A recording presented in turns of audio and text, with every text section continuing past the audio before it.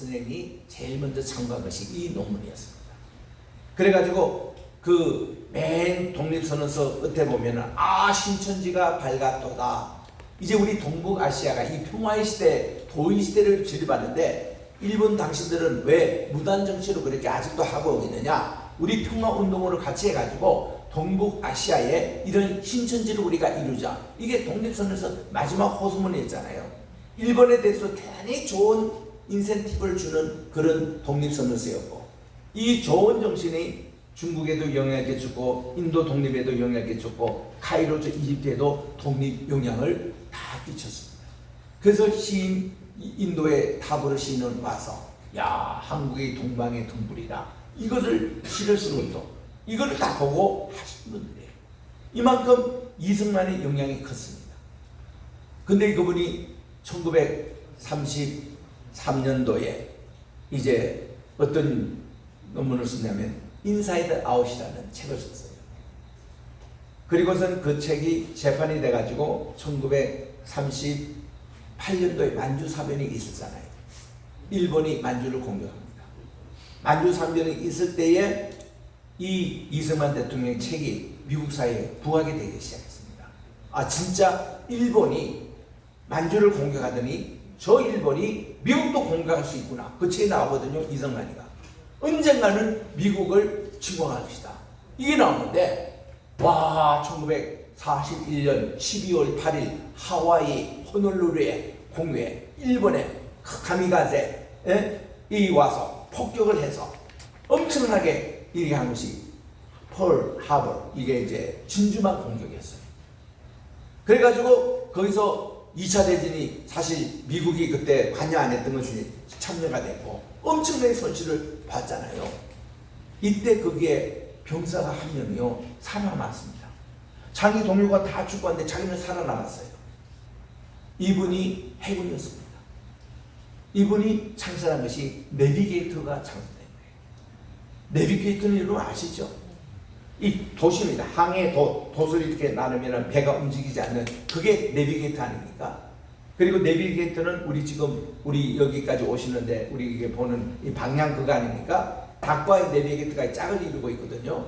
방향이 딱 정해졌을 때에 우리 요 그대로 이렇게 쭉 안내를 한 것이 오늘 우리가 내비게이션이라는 말을 이렇게 쓰는데, 내비게이터 말이 방향 이거를 정하는 거예요. 이분이요 신앙 아주 신실하고 기도 많이 하고 성경을 늘 오고 산상수훈을 참 좋아했던 한 병사가 하나님이 저 전우도 죽는데 자기 혼자만 살아나는 거예요.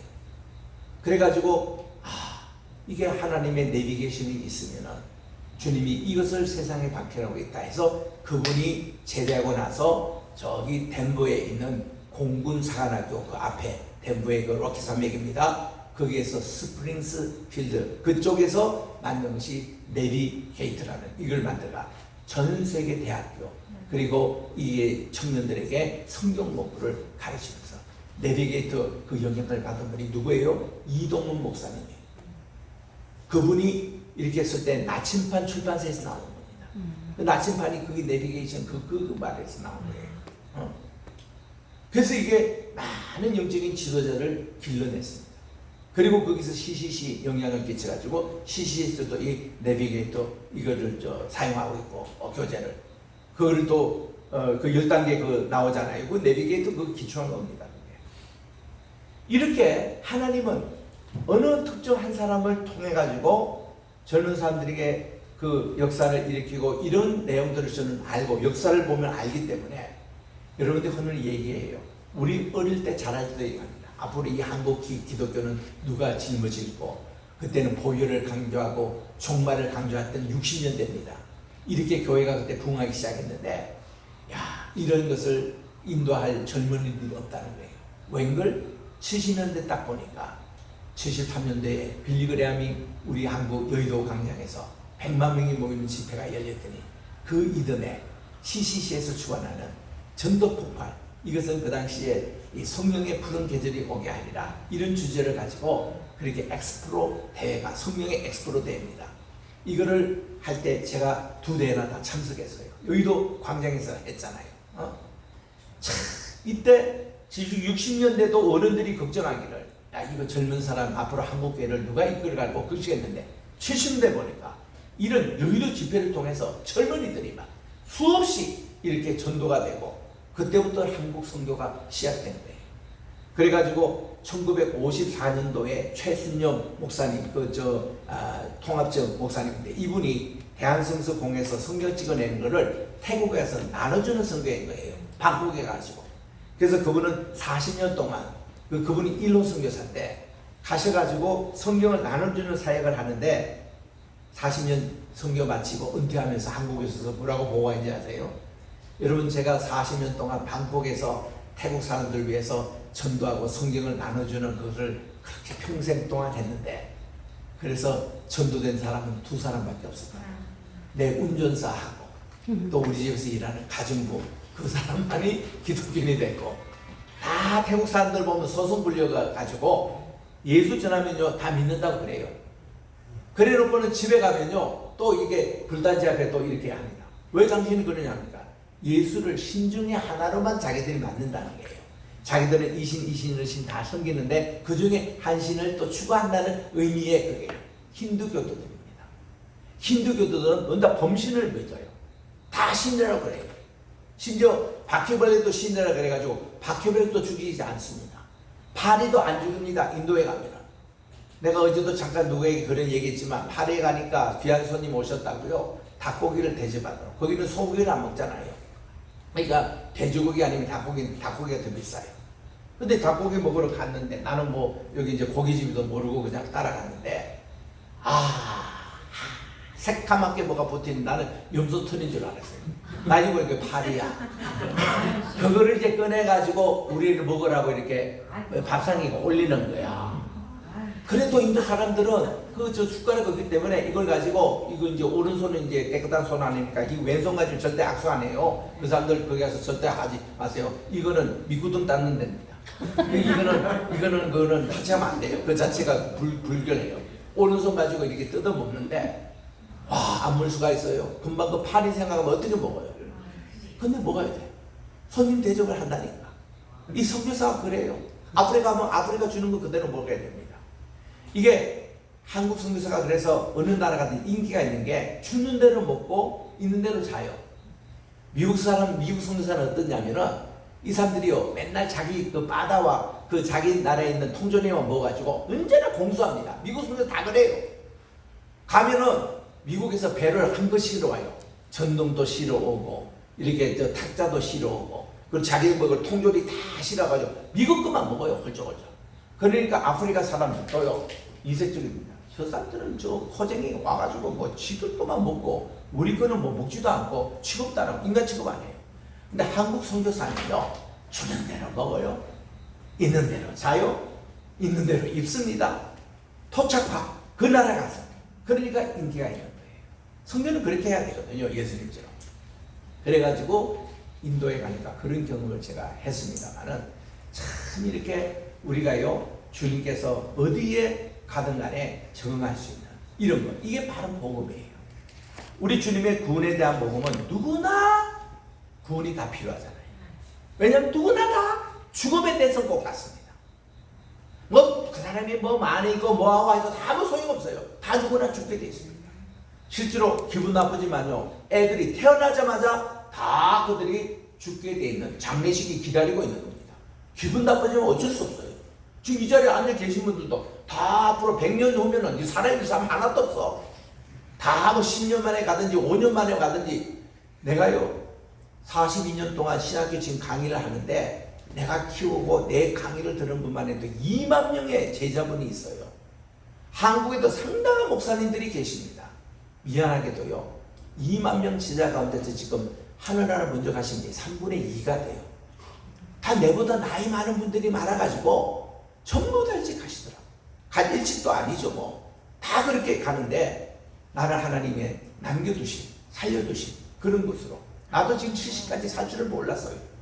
나도 벌써 4번이나 죽음의 경험이 있어가지고 이만큼 사는 게 저는 기적이거든요. 지금도 하루로 사는 게 기적인데 이런 하나님께서 축복을 주셔가지고 그렇게 된 것이지 내 앞서가시면 참 많습니다. 얼마나 많은 내가 장례식에 참여하겠습니까?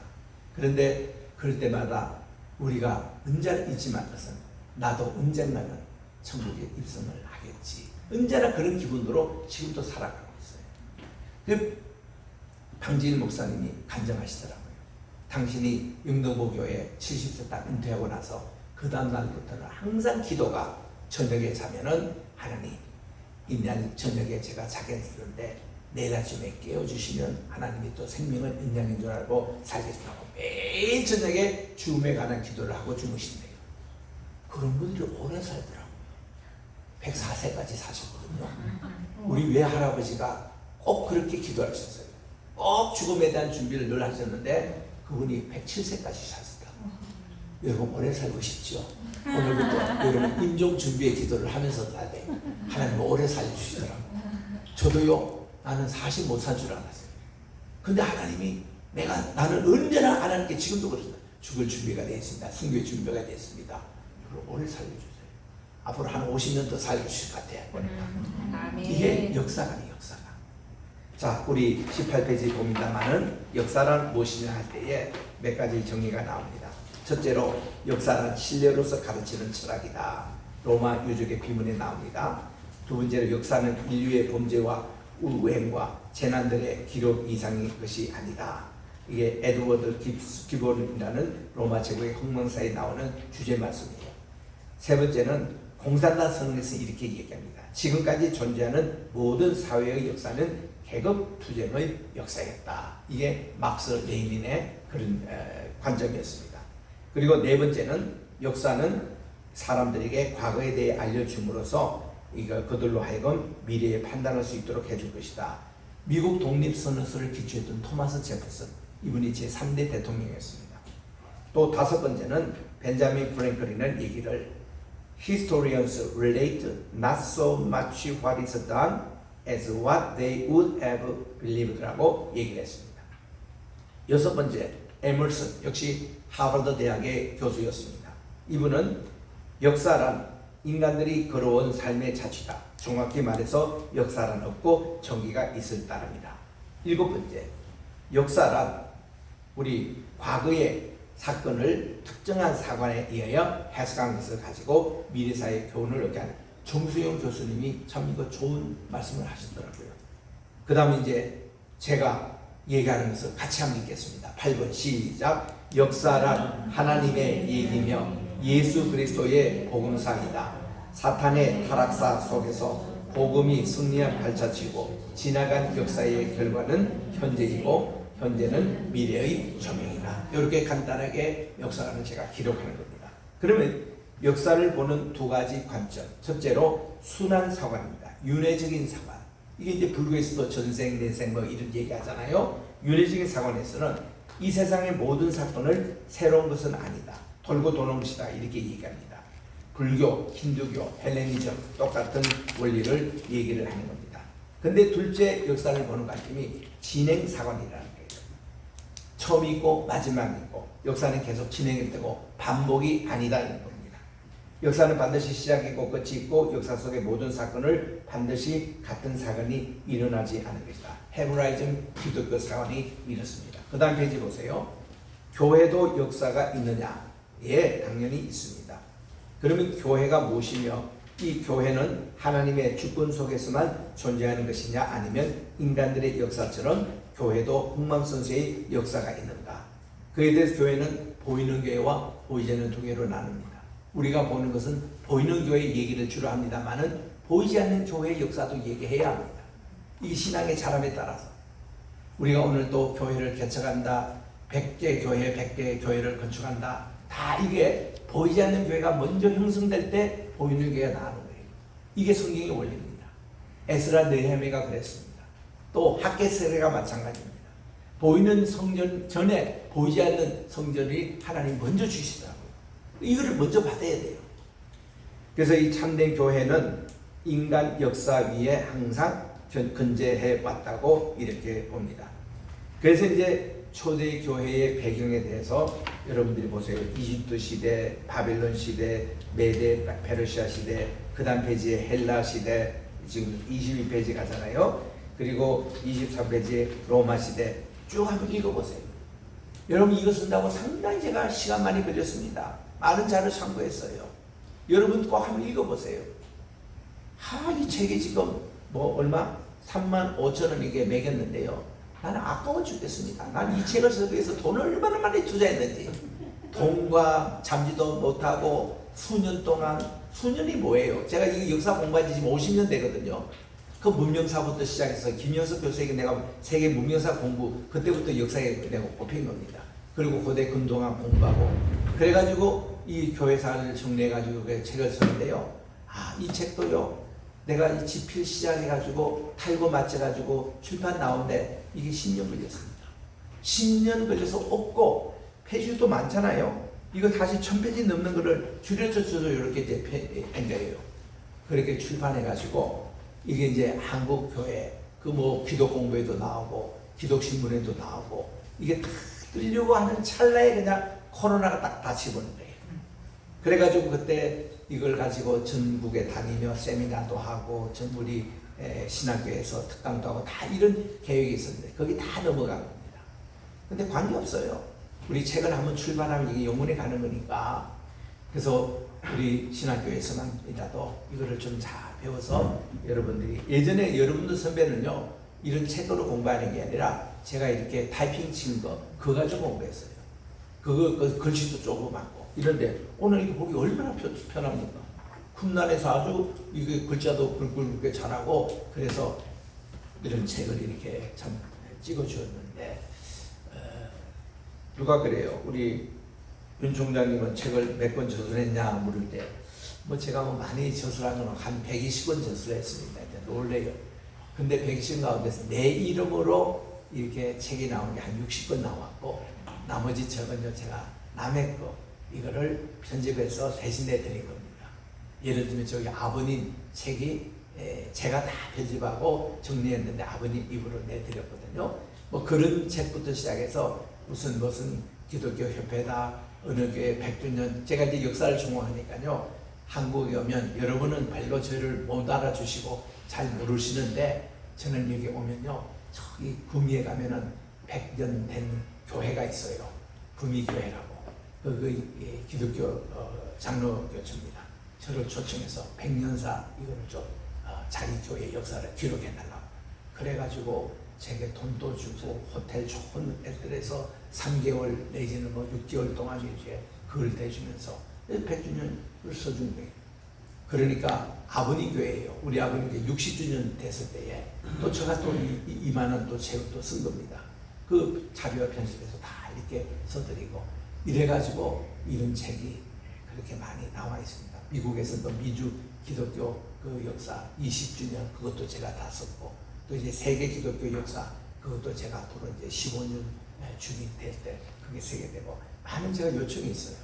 근데 제가 뭐 그런 거 다 지금 할 시간은 없고, 저는 이런 세계 기독교 사업을 하잖아요. 지금 저술하고 있는 것은 한국 기독교사를 다시 쓰고 있습니다. 우리 민경배 선생님이 민족사관 쪽에서 쓴 거예요, 관점이. 그리고 또 감리교회 어느 그쪽에는 선교사적인 입장에서 쓴 책이 있어요.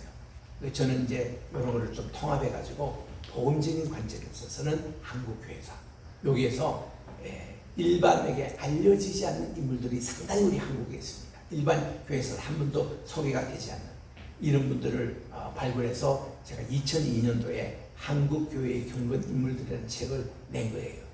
그때 보면 33명의 한국교회가 잘 모르는, 예를 들면 이연필 선생님이라든가 또 무슨 우리 그분의 이제 그 선생님이 되는 정말 이 선생님, 이런 분들의 그런 거를 다 모아가지고 이렇게 이제 냈더니 얼마나 한국교회가 반응이 좋은지, 많은 교회가 매주마다 주보에 그분의 이불 하나씩 신어가지고 소개한 교회도 있어요. 수도교회라는 교회가 그렇다면서요. 한 30군데가 그렇게 했습니다. 그래서 그 책이 나오자마자 다 판매가 돼가지고 2판 냈는데도 2판도 다 하고, 저희 지금 책이 별로 없어요. 다시 찍어내야 될 그런 책인데, 그 역사에 대해서 제가 관심이 많습니다.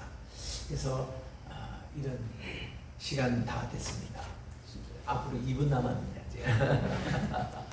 예, 우리 이사장님이 끝내라니까 끝내야 되겠습니다. 좌우지간 기대하시고 우리 세계 교회사 여러분들이 다 읽기를 저는 원합니다. 박세리 전도사 네. 몇 페이지까지 읽었어요? 이 책? 저는 지금 개인적으로 내가 숙제를 내줬는데 23페이지까지 읽었습니다.